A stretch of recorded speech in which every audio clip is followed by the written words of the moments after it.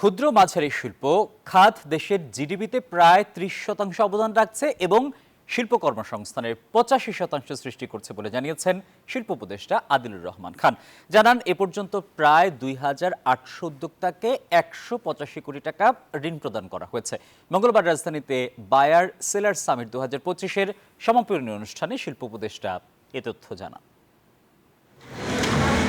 মোহাম্মদ ইকবাল ২৮ বছর ধরেই বুনছেন খাঁটি রেশমের শাড়ি। প্রজন্মের পর প্রজন্ম ধরে ঢাকার মিরপুরে বোনা হচ্ছে কাতান শাড়ি। হাজারো কারিগরের হাতের ছোঁয়ায় তৈরি এই শাড়ি এখন দেশের অন্যতম আয়বর্ধক ক্ষুদ্র শিল্পে পরিণত হয়েছে।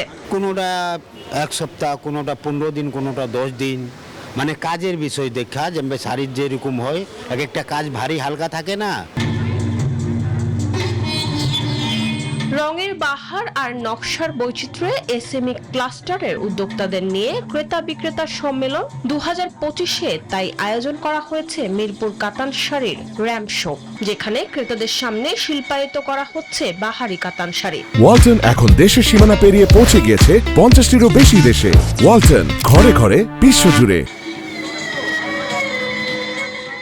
এছাড়া দেশের ২৫টি এসএমই ক্লাস্টার ও নারী উদ্যোক্তাদের ৪৬টি প্রতিষ্ঠান তাদের উৎপাদিত পণ্য ও সরবরাহ সক্ষমতা বাণিজ্যিক ক্রেতা প্রতিষ্ঠিত ব্যবসায়ীদের উদ্দেশ্যে প্রদর্শন করেন।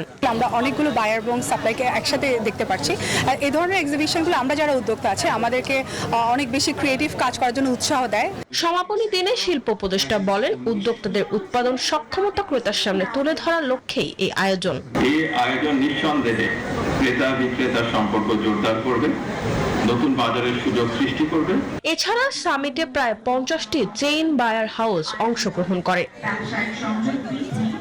মরিয়ম আজিজ মৌরিন, নিউজ 24, ঢাকা।